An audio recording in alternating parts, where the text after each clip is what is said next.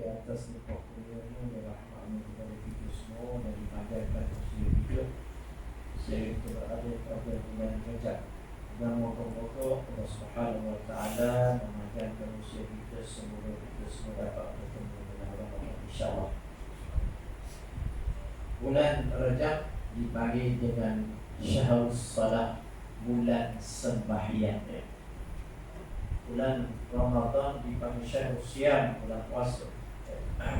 Tapi bulan Rajab ni kita jarang menyebut bulan sembahyang. Jadi sangat sepatutnya ada spanduk atau banner-banner Syahrul Salah, bulan solat, bulan yang ramai untuk solat. Sebab yang mana pada bulan ini berlaku peristiwa Al-Isra wal Mi'raj, yang mana pada malam itu Allah Subhanahu wa taala memfardukan solat 50 waktu. 50 waktu baru kita dinaskahkan oleh Nabi Musa AS. Kita akan solat lebih kurang dalam 24 minit sekali. Dan itu baik 24 minit solat sekali. 24 ya 50 waktu.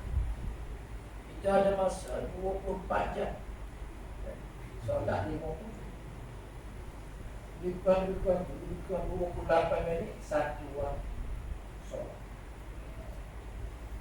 Jadi pendek kata, seseorang yang sentiasa mengerjakan solat, dia akan dapat mencegah dirinya daripada melakukan perbuatan keji dan perkara yang lupa. Masa sekejap solat. Namun begitu Allah Ta'ala kuatkan daripada 50 kepada 5. Tetapi walaupun 5 ganjaran pahala sama seperti 50 waktu solat. Minggu dulu kita telah bincang mengenai peristiwa Al-Isra wal Mi'raj, yang mana peristiwa ini berlaku pada ketika Nabi SAW dalam keadaan sangat-sangat tersempit. Yang pertama, bapa saudaranya Abu Talib meninggal dunia pada tahun ke-10 Hijrah pada bulan Rajab, pada tahun ke-10 kenabian, dan pada bulan Ramadan isterinya pula meninggal dunia, iaitu Khadijah binti Khuwailid. Dan pada bulan Syawal Nabi berkahwin dengan Saudah. Dan pada bulan Syawal juga Nabi SAW pergi ke Taif. Selama 10 hari Nabi jalan kaki dan balik. Bila balik Nabi tak boleh masuk pula ke kota Mekah. Nak masuk tak boleh.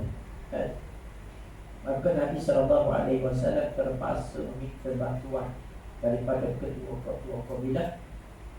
Maka ada seorang ketua kabilah namanya Mu'in bin Adi sanggup memberi bantuan kepada Nabi SAW untuk masuk, mengirimi masuk ke kota Mekah. Maknanya Nabi ini tak boleh masuk ke kota Mekah dalam keadaan begitu genting. Maka selepas itu berlakulah peristiwa Al-Isra wal Mi'raj, yang mana peristiwa ini tidak ada perjanjian. Allah Ta'ala tak bagi tahu kepada Nabi SAW yang mana dia akan diperjalankan dan akan dibawa naik ke langit pada malam. Tak, yang mana berlaku secara tiba-tiba berlaku kepada Nabi SAW. Yang disebut baina ana fil hatib, ketika aku sedang berada di hatib, iaitu di Hijrah Ismail, tiba-tiba aku didatangi oleh Jibril dan dibantu oleh Mikail membawa aku ke pergi Zamzam, membelah dadaku dan mengeluarkan hati, kemudian dibasuh dengan air Zamzam, dan dibasuh dengan air Zamzam dan dimasukkan ke dalam hatiku ialah hikmah al-hilm, keyakinan Islam, katanya iman dan diputra dibentuk dari Nabi Sallallahu Alaihi Wasallam sebagai persediaan untuk melalui perjalanan yang begitu jauh, perjalanan yang tidak pernah sampai hatta mereka diberi pun, di mana ketika Nabi Sallallahu Alaihi Wasallam sampai ke Sidratul Muntaha dan Nabi Sallallahu Alaihi Wasallam teruskan perjalanan ke Mustawa.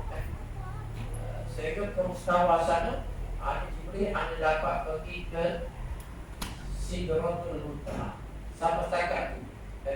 Dan yang mana diberikan hak pergi. Sehingga aku melangkah pergi menyebabkan aku akan terbakar. Jadi Syekh Syahrawi mengatakan ketika Nabi Sallallahu Alaihi Wasallam berada di langit, ketika itu dia sifatnya seperti malaikat, dan ketika dia berada di atas lagi daripada Sidratul Muntaha, dia bersifat lebih tinggi daripada sifat malaikat. Katanya pada malam itu ada ikhtilaf ulama pada malam itu. Nabi Sallallahu Alaihi Wasallam melihat ada tidak ulama, kata ulama tak, Nabi tak tengok. Kata ulama, ada ulama mengatakan pada malam itu Nabi Sallallahu Alaihi Wasallam, ya Allah, Allah Ta'ala sediakan kepadanya, dimasukkan ke dalam jiwa al-hikmah, dimasukkan ke dalamnya al-iman, dan menyebabkan diri dia jadi makhluk yang sempurna, sebab dia mampu melihat Allah Subhanahu Wa Taala. Kalau kita tengok Nabi Musa alaihissalam, dia minta kepada Allah untuk melihat Allah. Rabbi arini anzur ilaik, wahai Allah, aku nak tengok, tunjukkan kepada aku nak tengok. Nabi Musa tak boleh tengok Allah. Dan kenapa? Sebab Nabi Musa bersifat dengan sifat manusia biasa. Tak ada kata dan tahu kamu tak dapat ditengok. Maka Nabi Allah Ta'ala kata kepada Nabi Musa AS, kerana kamu nak tengok aku, ini istaqarra makanahu fasawfa tarani. Kerana maka macam tu Musa, kalau nak tengok juga, kamu tengok kepada gunung. Sekiranya gunung itu tetap tidak berubah apa-apa, kamu akan lihat. Maka alam mandajalla rabbahu jabal ja'alahu dakar. Apabila Allah Ta'ala tajalla, maknanya meletakkan sedikit kekuasaan di atas gunung itu, menyebabkan gunung itu hancur pecah. Hancur pecah. Katakan gunung itu hancur pecah. Nabi Musa fakharra sa'iqa, dan pesa. Kata Syekh As-Sa'rawi rahimahullah ta'ala, dia katakan Nabi Musa alaihissalam tidak mempunyai persediaan untuk melihat Allah Subhanahu Wa Ta'ala, kerana Nabi Musa alaihissalam bersifat dengan sifat manusia biasa, yang mana Allah Subhanahu Wa Ta'ala yang maha hebat. Allah Ta'ala tak nak Nabi Musa. Kalau dulu zat dia ke Nabi Musa, kemungkinan Nabi Musa akan hancur. Kalau bukit begitu kuat, hancur, apatah lagi Nabi Musa alaihissalam. Maka kata Syekh Syahrawi, Nabi Musa bersifat dengan sifat manusia. Jadi Nabi kita Sallallahu Alaihi Wasallam pada malam itu diangkat martabat, diangkat martabat Nabi kita Sallallahu Alaihi Wasallam, dan dibersihkan darinya daripada segala kekotoran.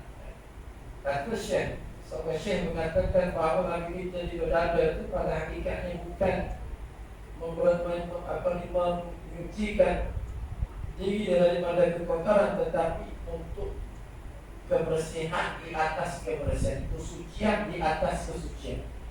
Nabi kita Sallallahu Alaihi Wasallam di berada yang pertama ketika beliau tinggal bersama-sama dengan Halimah Musa yang dimasak. Ketika dia sedang bermain, tiba datang Jibril alaihissalam, dia bagi dan mengadanya dan bersihkan hatinya dengan air Zam-Zam. Dan Jadi yang masyhurnya 2 kali Nabi sallallahu alaihi wasallam di bulan Rajab. 2 kali. Kita ni kita tak boleh nak sucikan hati kita dengan cara ibadah tak boleh. Betul ada terjadi kita tak boleh. Aku tak boleh. Pergi ke IKN saya nak belah data kenapa? Sebab malas datang solat berjemaah. Tak boleh. Dia tak boleh buat macam. Kalau boleh pergi ke Habibah pergi buku tak apa. Sebab lepas jadi gratis semuanya. Sebab apa lagi? Ada 50,000 tak boleh sanggup. Tapi tak boleh. Cuma kita boleh bersihkan diri kita daripada kekotoran ialah dengan cara kita bermuhasabah dan bertaubat kepada Allah Subhanahu wa taala. Cari di antara kita orang biasa ni nak membersihkan diri kita. Dan kita buang sifat-sifat yang mazmumah yang dipuji oleh Allah Subhanahu wa taala. Baik. Yang mana Nabi sallallahu alaihi wasallam dibawa kepadanya seekor buruk, yang mana buruk ini katanya lebih kecil daripada budak dan lebih besar daripada kedai. Himah, masalah himah. Yang mana ianya berwarna putih dan kenaduannya sekali dia melompat hilang. Hilang. Maksudnya baru kecil hilang lagi. Jadi kita rekod kalau jumpa yang paling lagi buatan dunia ni laju dia punya rokok itu borok lagi. Sebenarnya sekali dia melompat hilang. Sebenarnya datang dari syurga. Tak ada dia ke Nabi kita Muhammad sallallahu alaihi wasallam, dia bawa kepada tetamunya, iaitu dia bawa kerajaan yang paling hebat. Macam dia naik kereta biasa, tengok tu naik kereta adalah dia pun lagi ni dia bawa kenderaan yang paling canggih. Bawa daripada syurga. Cuma dia itu daripada syurga. Bawa Nabi sallallahu alaihi wasallam. Dan ini adalah sebagai tasliah. Tasliah untuk memberi semangat kepada Nabi sallallahu alaihi wasallam untuk meneruskan dakwahnya. Yang mana pada waktu itu dakwah Nabi nak kata berjaya pun tidak. Kakak pun tersempit yang antara keadaan penduduk Mekah tak terima. Penduduk Mekah tak terima dakwah Nabi. Nabi pergi ke Taif, seorang pun tak terima dakwah. Ada orang tak terima dakwah. Maka Allah Ta'ala ambil ilmu Nabi pada malam itu untuk memberi tasliah kepada Nabi sallallahu alaihi wasallam. Dan Allah Ta'ala menunjukkan kepada Nabi tanda-tanda kekuasaan Allah Subhanahu wa taala. Dan dalam perjalanan Nabi sallallahu alaihi wasallam daripada Makkah ke Baitul Maqdis, yang mana Nabi telah diperlihatkan dia bagi ahwal ijtimaiyah, keadaan atau kelakuan masyarakat, kelakuan manusia. Allah tunjukkan pada malam itu kepada Nabi sallallahu alaihi wasallam. Yang pertama, Nabi sallallahu alaihi wasallam ketika dia memulakan perjalanannya, yang mana Nabi sallallahu alaihi wasallam dikejar oleh jin iblis. Yang pertama, Nabi Allah Taala tunjuk kepada Nabi ketika Nabi sedang menunggang bawa jin iblis kejar dengan membawa api. Setiap kali Nabi sallallahu alaihi wasallam menoleh ke belakang, maka jin itu terus-menerus mengikuti mengejar Nabi sallallahu alaihi wasallam. Maka Jibril bertanyakan kepada Nabi, wahai Rasulullah, mampukah kamu aku ajarkan doa yang mana kalau kamu baca doa ini menyebabkan jin itu akan jatuh. Maka Nabi kata, naklah. Maka Jibril mengajarkan doa. Ini sangat kita baca ataupun kita hafal doa kalau kita diganggu oleh jin. Doa boleh saya baca sikit. Ini dia doa yang diajarkan kepada Nabi pada malam Al-Isra. A'udzu biwajhillahil karim wa bi kalimatillahi tammat allati la yujawizhunna barrun wa la fajirun min syarri ma yanzilu minas sama' wa min syarri ma ya'ruju fiha wa min syarri ma dhara'a fil ard wa min syarri ma yakhruju minha wa min fitnil laili wan nahar wa min tawariqil laili wan nahar illa tariqan yatruku li khairi ya rahman. Doa yang diajarkan kepada Nabi pada malam Isra wal Mi'raj, maka jin ini ulangi baca doa ini menyebabkan jin Iblis itu jatuh tusuk.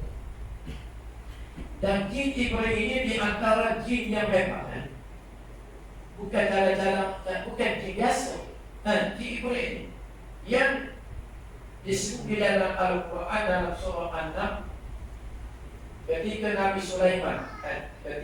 Sulaiman alaihissalam meminta supaya rakyatnya membawa kepadanya istana Raja Balqis. Kisah yang mana burung melatu hilang seketika. Rupa-rupanya melatu ni dia pergi jalan, dia tengok jumpa di Yaman sana ada satu raja, satu kumpulan ini yang mana mereka tidak menyembah Allah Subhanahu Wa Taala. Jadi ceritanya Nabi Sulaiman minta kepada rakyatnya supaya dibawa istana Raja Balqis di depannya. Siapa di antara kalian semua yang boleh membawa istana Balqis ke hadapan Allah? Yang itulah. Maka kata waqala ifritu minal jinn. Kita baca dalam surah An-Naml juga. Maka kata ifrit, waqala ifritu minal jinn, ada asbut. Ifritu minal jinn, ifrit ini di kalangan jin, bukan manusia. Ifritu minal jinn. Ifrit kata qala ana, aku akan bawa kepada kamu qabla an taquma min maqam, sebelum kau bangun. Sebelum kau bangun aku akan bawa mereka. Mana hebat juga. Hebat kan? Berapa jauh? Daripada Palestin ke Yaman. Katanya bukan 3,000 km. 3,000 km. Hebat. Sekarang kita ada Google. Boleh tengok tak tengok mana KSCC. Kalau ada Google sama kan.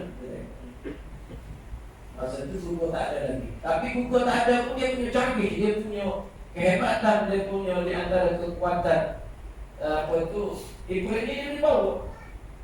Maknanya kalau diri berapa saat? Berapa saat kita duduk nak diri apa yang 3 saat. Kita duduk nak pagi 5 saat dah sampai 3 itu 2 kan 3 saat atau ada 2 saat. Mana jin Iblis itu boleh bawa dalam masa 3 saat. Istana kan sesuatu kita ni jika bukit jadi istana 3 saat dia boleh bawa dalam masa 3 saat. Tapi waqala, dan berkata seorang yang mempunyai ilmu, katanya dia wali Allah, seorang manusia. Dia bagi tahu kepada Nabi Sulaiman, dia boleh bawa lebih cepat daripada apa tu Iblis. Iblis nampak lagi sendiri, nampak 3 saat, nampak sistem nampak lagi 3 saat. Kata seorang soleh ini, dia kata aku akan bawa kepada kamu qabla ayyam tadda, sebelum mungkin. Maknanya tak sampai 1 saat. Kenapa 1 saat dia dibawa di depan mata Nabi Sulaiman alaihissalam. Maknanya hebat seorang yang soleh ini daripada jin. Hebat. Kalau ulama kata tak perlu kita berkawan dengan jin. Baik kawan orang soleh. Sebab orang soleh lebih hebat daripada jin, terbukti pada zaman Nabi Sulaiman alaihissalam. Pada zaman Nabi Sulaiman alaihissalam, seorang soleh itu boleh bawa. Kalau begitu cepat sekali, mungkin setengah saat ada di depan mata Nabi Sulaiman alaihissalam. Jadi ulama mengatakan tak perlu kita berkawan dengan jin. Sebab manusia dengan jin manusia lebih hebat daripada jin. Tapi Allah sekarang ni pasukan boleh kawan dengan jin rasa hebat. Saya ada jin 3 jin lagi. Hebat sangat ke jin kau. Ibrahim tu, kau nama apa jin yang kau kawan? Kan ada Ibrahim. Ibrahim ni jin yang paling hebat. Jadi walaupun jin yang paling hebat ni, kalau dia nak kacau, kalau kita baca doa ini, insyaAllah InsyaAllah siapa-siapa nak jadi tu bomo, baca doa. Aku nak jadi tu bomo boleh. Allah SWT boleh baca. Dia boleh baca siapa-siapa nak jadi tu, baca doa. Jadi diajar kepada Nabi itu kita untuk kita semua. Nabi SAW kita untuk kita jadikan amalan. Kalau kita diganggu oleh jin, kita baca doa ini, insyaAllah rasakan cinta mereka kerjakan. Ini cara general kerana biasa oleh Jibril. Tapi apabila Nabi baca doa ini, menyebabkan Jibril jatuh tersebut. Baik. Di antara dalam perjalanan ini Nabi SAW terhidu bau harum masyitah. Nabi lalu dalam perjalanan itu Nabi dapat mencium satu bau wangi yang sangat-sangat harum, sangat-sangat wangi baunya. Maka Nabi bertanya kepada Jibril, di bumi ini ketika Isra Nabi bersifat manusia, sebab apa saja yang baku dia tanya baku Jibril. Ketika Nabi di atas sana, Nabi tak tanya. Sebab Nabi SAW bersifat dan martabatnya diangkat oleh Allah Subhanahu wa taala. Maka Nabi SAW bertanya kepada Jibril, "Bau apakah ini wahai Jibril?" Jibril kata, "Ini adalah bau harum tukang sisir rambut anak Fir'aun, iaitu Masyitah." Masyitah ni bukan nama dia. Saya dulu ingatkan Masyitah ni nama dia. Rupa-rupa Masyitah ini ialah tukang sikat rambut. Dia pakai bahasa Arab Masyitah. Nama dia Allah tidak disebut dalam hadis. Bukhari juga tidak sebut, jangan disebut. Dia ni adalah Masyitah. Masyitah ni tukang sisir, tukang sikat rambut kepada anak Fir'aun. Satu hari yang mana tukang sikat Masyitah ini, dia ketika dia menyikat rambut anak Fir'aun, tiba-tiba terjatuh sikatnya. Maka dia berkata, Bismillah anta isa Fir'aun, dengan nama Allah celakalah Fir'aun. Maka dalam riwayat dia kata Bismillah. Ini nak menunjukkan kepada kita seseorang yang hebat imannya, tetapi di segi kedudukan luar manusianya bukanlah seorang yang hebat. Di segi kedudukan di sisi manusia, tetapi di sisi Allah Subhanahu wa taala Masyitah ini sangat tinggi kedudukan di sisi Allah Subhanahu wa taala. Kalau setakat di sisi manusia, kalau setakat kerja di istana, tukang sisir hebat.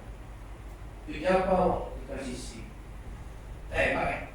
Kalau lagi kerja apa di istana, saya SIQ aku, SIQ sulit tuan.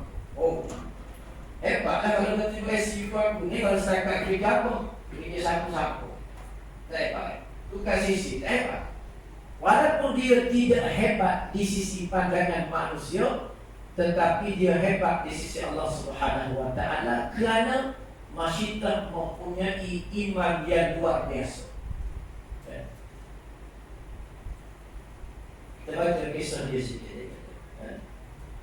Dan kisah yang disebut ini disebut juga di dalam hadis Sahih Bukhari. Ada sebut dalam hadis Sahih Bukhari cerita tentang apa itu Masyitah.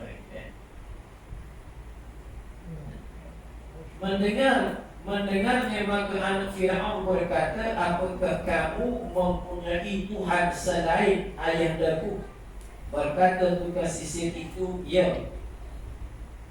Anak Fir'aun berkata, saya akan beritahu hal ini kepada ayahanda. Jawab tukang sisir, ya. Beritahulah. Maka hal tersebut disampaikan kepada ayahnya yaitu Fir'aun. Lalu si buka sisir dipanggil menghadap Fir'aun. Menghadap. Fir'aun bertanya, apakah kamu mempunyai Tuhan selain aku? Jawabnya, ya, Tuhanku dan Tuhanmu adalah Allah.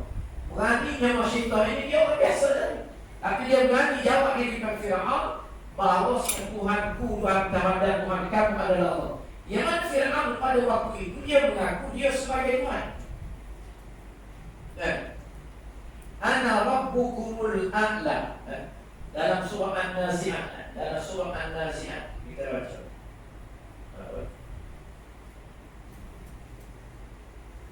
Qala ana rabbukumul a'la fa akhadha Allahu nakala al-akhirati wal ula. Fir'aun dia mengatakan dia sebagai Tuhan yang Maha Tinggi. Tiba-tiba tengok dia punya iman, seorang perempuan yang hebat imannya berani mengatakan sesuatu yang dia tahu bahawa dia akan menghadapi keadaan yang amat sukar, yaitu berhadapan dengan dibunuh. Tapi dia sanggup mengatakan bahawa Tuhanku dan Tuhan kamu adalah Allah. Hebatnya iman yang dimiliki oleh masyarakat. Perempuan kekasih siri itu mempunyai 2 orang anak dan seorang suami. Fir'aun memujuk tukang sisir dan suaminya agar kembali kepada agamanya, namun mereka menolak. Maka Fir'aun berkata, aku akan bunuh kalian semua. Tukang sisir menjawab, jika begitu kami minta jasa baik Tuhan bagi kami. Jika Tuhan membunuh kami, semadikanlah kami di dalam satu tempat supaya kami dikumpulkan di dalamnya bersama-sama. Ada yang minta kepada Fir'aun, wahai Tuanku, wahai Raja, dan aku nak minta kepada kamu, kalau aku meninggal nanti, kamu kumpulkan tulang berulangku nanti, kumpulkan dalam satu kain, dan kamu bumikan aku dalam satu. Maka kata Fir'aun, aku terima permintaan kamu. Kemudian dibawa, maka Fir'aun memerintahkan supaya dibawa kepadanya kuali besar yang terbuat daripada tembaga. Kau buat daripada tembaga, lalu dinyalakan api yang besar. Setelah itu Fir'aun memerintahkan supaya tukang sisir dan anak-anaknya dilemparkan ke dalam kuali tersebut, seorang demi seorang. Apa dicampaknya? Sebelum dia campak anaknya yang pertama, wahai Masyitah, adakah Tuhan selain daripada aku? Sebelum dia campak di Fir'aun tanya lagi, adakah Tuhan selain daripada aku? Masyitah yang mempunyai iman yang hebat ini, dia mengatakan ada, bahawanya Tuhanku dan Tuhan kamu Allah. Maka dia campak satu ada. Dicampak dia dalam perkawah yang diisinya minyak yang mendidih panas itu, menyebabkan juga yang akan dicampakkan seorang kanak-kanak. Campak hidup itu, bayangkan dia sangat panas, hancur. Campak anak yang kedua apa? Wahai Masyitah, adakah Tuhan selain daripada aku? Masyitah kata, ya ada. Allahu Rabbi, Allah Tuhanku dan Tuhan kamu.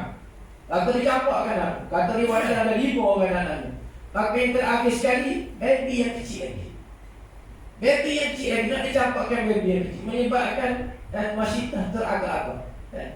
Masyitah teragak-agak kerana ialah seorang perempuan sangat sayang kepada anaknya yang masih kecil.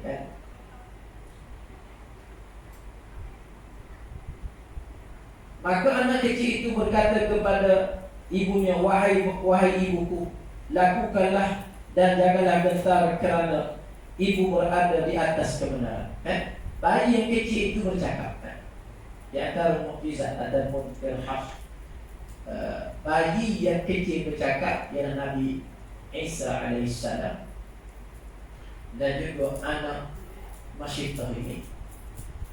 Dan yang ketiga, bayi yang dituduh kepada Juraij, dengan kisah Juraij. 3 bayi, Nabi Isa, anak Masyitah dan Juraij. Maka Masyitah kejut, Juraij pergi. Dia seorang yang adil, hebat. Pergi pegang budak tu, dia tanya, man apakah? Siapa bapakah?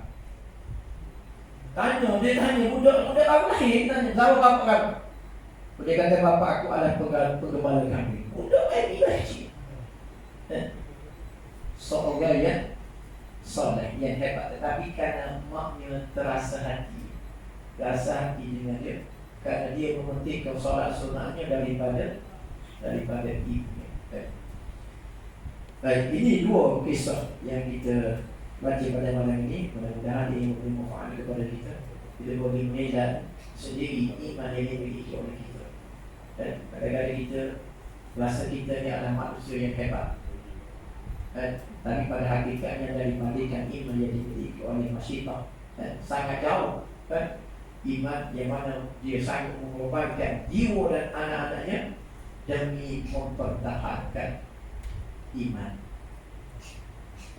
Azan yang mulia kita sama dengan pasal cerita dia banyak kan. Cerita Isra Mi'raj ni banyak. Nabi SAW berjalan katanya separuh malam. Katanya satu malam Nabi berjalan daripada Al-Arab ke Aqsa, kemudian diangkat naik ke langit ke Mustawa, dan selepas itu memasuki syurga, menyusuri sungai-sungai di dalam syurga. Wallahu a'lam.